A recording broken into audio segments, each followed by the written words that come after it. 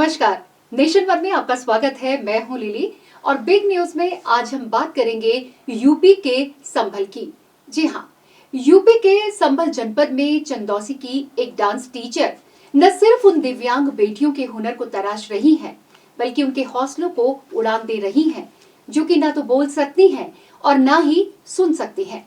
लेकिन dance teacher doctor कविता के जज्बे और मेहनत की बदौलत ये बच्चियां शास्त्रीय नृत्य में पारंगत होकर कुछ कर दिखाने के लिए अपने सपनों को सच करने में जुटी है। दिखाते हैं आपको हमारी ये खास रिपोर्ट।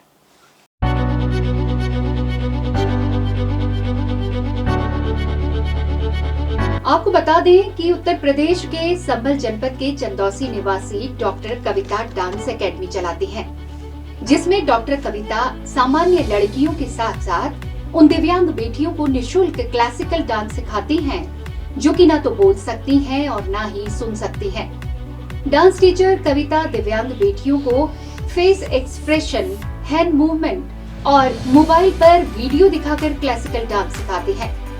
डॉक्टर कविता की मेहनत रंग ला रही है। उनकी डांस एकेडमी की कई दिव्यांग स्टूडेंट्स में से एक छात्रा प्रज्ञा क्लासिकल डांस में इतनी निपुण है कि मुरादाबाद, अलीगढ़, गाजियाबाद और दिल्ली में आयोजित हुए कई बड़े सांस्कृतिक कार्यक्रमों में प्रज्ञा को उसकी शानदार प्रस्तुति के लिए सम्मानित भी किया गया है। डॉक्टर कविता की डांस एकेडमी में मौजूद दिव्यांग बच्ची प्रज्ञा से जब बातचीत की गई तो उसने इशारों से बताया कि वह क्लासिकल डांस में बहुत आगे जाना चाहती है और दिव्यांग बेटियों के लिए डांस एकेडमी खोलकर उन्हें आत्मनिर्भर बनाना उनका सपना है। डांस टीचर कविता की डांस एकेडमी को लोग हौसले की पाठशाला के नाम से भी जानते हैं। डॉक्टर कविता का ये कहना है कि वह मूक बधिर बेटियों के साथ ही अब नेत्रहीन बेटियों को भी डांस सिखाने के लिए डांस तकनीक पर काम कर रही है।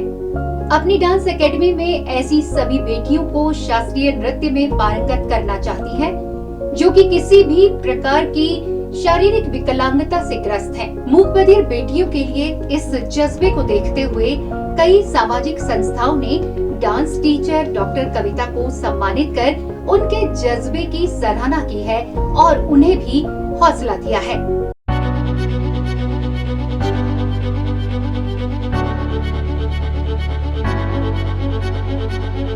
मैंने बात की कि भाई सुनाई नहीं देता है और इनको बोल भी नहीं पाते हैं, तो बोलने तो खैर इतनी दिक्कत नहीं है, लेकिन सुनाई नहीं दे पाना सिखाने के उसमें राह में थोड़ी दिक्कत कर रहा था। तो इनकी मम्मी से बात की मैंने, इन्होंने भी कहा कि हाँ ठीक है मैम, थोड़ा सा इशारे से मैं भी इसको घर में प्रैक्टिस कराया करूँगी।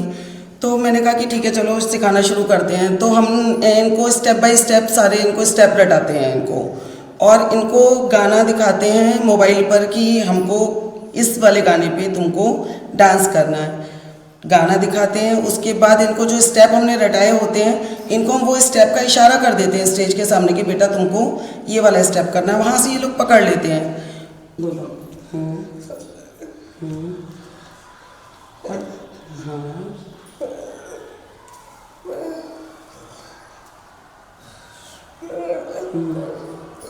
पुलिस ऑफिसर होने की बात है। हाँ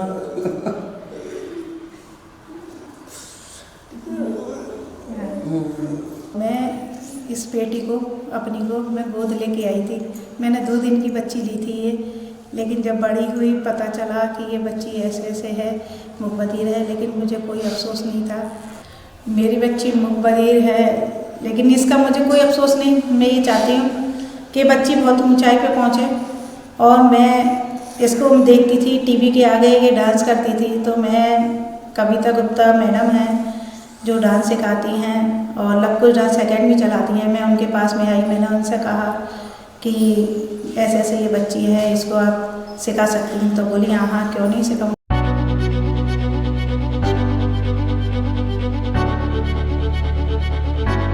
एक शिक्षक का अपने छात्रों पर बड़ा ही गहरा प्रभाव पड़ता है और यही वजह है कि अपनी शिक्षक के बुलंद हौसले को देख अब प्रज्ञा भी इसी हौसले के साथ आगे चलकर समाज में ऐसी सेवा देना चाहती है। कविता के इरादों और इन बच्चों के सपनों को देख हम यही कहेंगे कि मेरे सपनों की उड़ान आसमां तक है। मुझे बनानी अपनी पहचान आसमां तक है। मैं कैसे हार जाऊं और थक कर बैठा रहूं, मेरे हौसलों की बुलंदी आसमां तक है। संभल से सद्दाम हुसैन की रिपोर्ट।